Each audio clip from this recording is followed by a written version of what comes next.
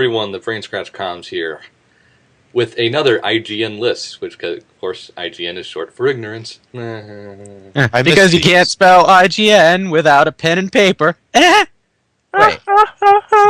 That's not how the joke goes. I'm sorry, what was I saying? What was the last? We did the last one. The last one was in January, wasn't it? Something like that. And that was a different list. That wasn't an IGN list. Yeah, that was Game Informer. I'm sorry, viewers. I seem to have had a few too many cups of orange soda today. I wasn't aware you can get drunk off orange soda. I would start the Keenan and Kel reference here, but I don't feel like it. Nah. Anyway, we're going on IGN's Top 100 Video Game Villains. Kudos to whatever commenter on the channel led me to this link. Although I probably would have found it anyway since it's on IGN's front page at the moment. So let's get things started with number 100 is Mario. We're off to a good start.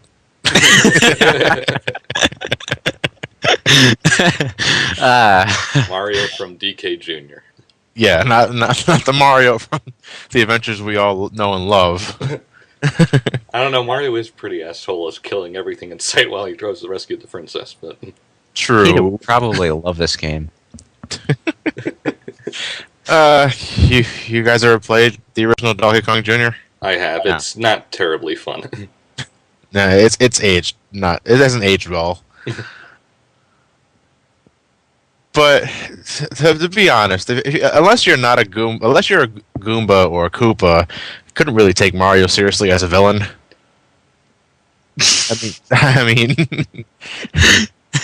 I mean, first off, questioning how the hell did he get Donkey Kong inside the cage in the first place when Donkey Kong clearly is capable of killing Mario with just a single touch in the original game.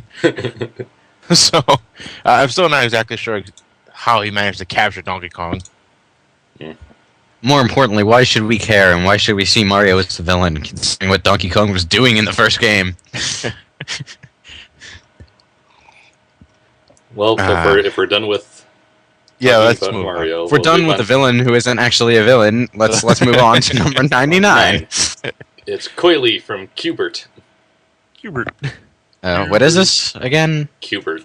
It's an isometric platformer kind of puzzle-like. I know what Qbert is. know. I just don't recognize anything from it. Well, I mean, because they're Atkins using the staff art, and it looks nothing like it actually does in the game. So, I'm not too familiar with Qbert. I don't like Qbert, so I don't care. Okay. Are we ready to move on? 98 is Gary Oak from the Gary Pokemon. fucking Oak. Why is he considered a villain? Yeah, he's a jerk ass. I'll give him that, but because you are either with us or against us, I guess. It's Gary fucking Oak. Kind of bullshit reason is that. Number 97 is Shang Tsung. Or Shang From Tsung. Mortal Kombat. Shang Tsung? Really? Mortal Kombat! Oh, God, they used the damn old face of his. They couldn't use his Mortal Kombat 2 depiction. No, they're going with the modern look. With the awesome rainbow friendship. Come on. Incredible. When you think villain, you think rainbows.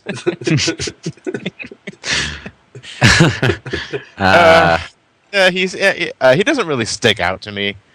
Well, Mortal Kombat, story-wise, is kind of bland and lifeless even from the get-go.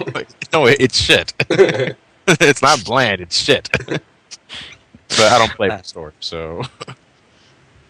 96 is some guy named Adrian Ripburger from a game called Full Throttle. I've never even heard of this game.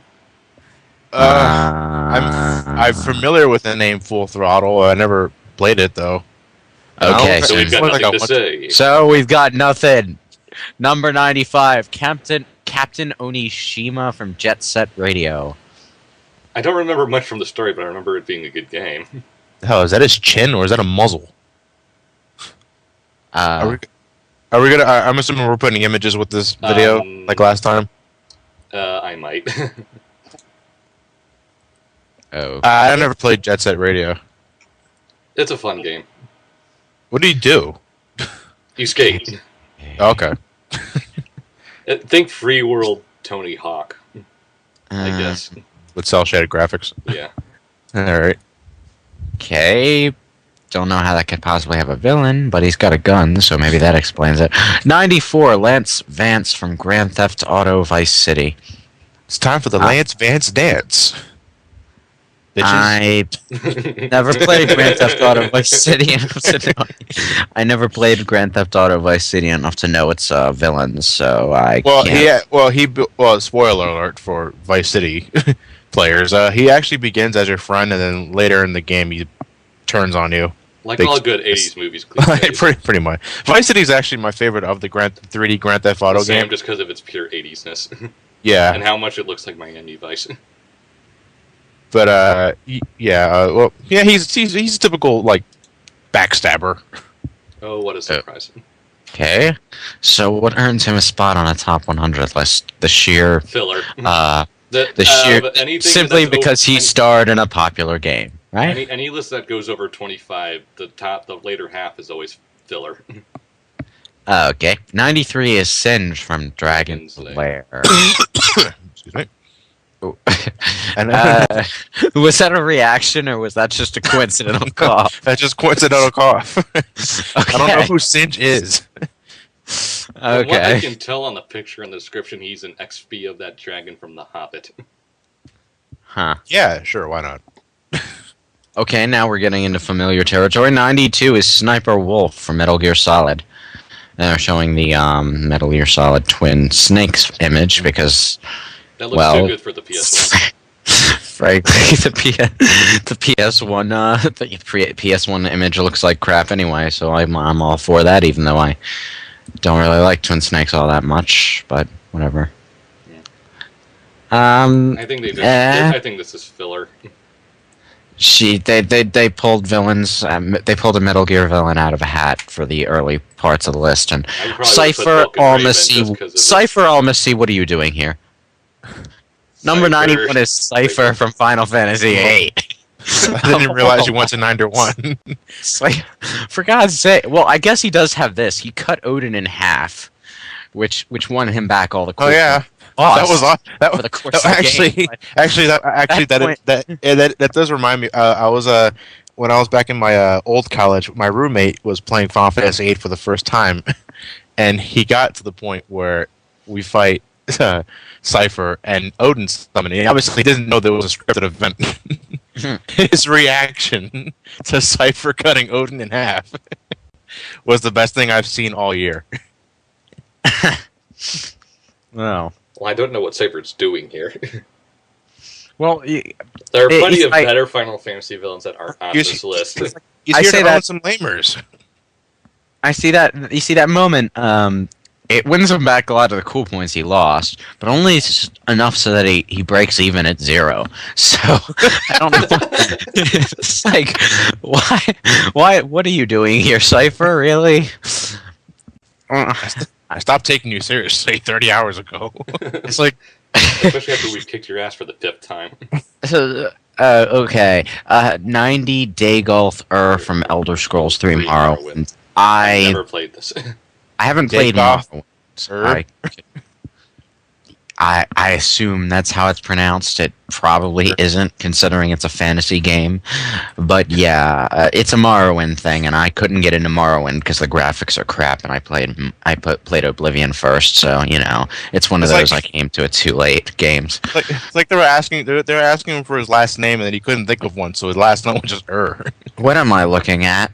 Number 89, Sander Cohen from BioShock. Well, I know that's what I'm looking at, but what am I looking at? I don't know. What the fuck? Jesus Christ. I was like, what is... Now, okay, I need to play BioShock now. Just to see what the fuck that thing is. I never played BioShock's BioShock. a really good game. I've heard, but I never got a chance to play it, but Jesus you can Christ. get it. You can get it for cheap for the 360 and PS3. Okay, and it is now. And number 88 is Shadow of the Iran, or Dark Samus, or SAS. Evil Doppelganger, number 28,000. Hey, they're not the same thing. 84. Well, according to IGN, they are. They're not. It's another Wario Metal Sonic, Shadow the Hedgehog, Dark Evil. Link, Wolf, Star Wolf. Isn't there a Lara Croft version of this now? Uncharted? No, I mean, isn't there an evil Lara Croft? I don't know. I don't play Tomb Raider that well. I don't care. I hate Tomb Raider. But Dark Samus doesn't really work as a villain considering Oh, great. it's Dark XP Samus. Okay, another Grand Theft Auto villain.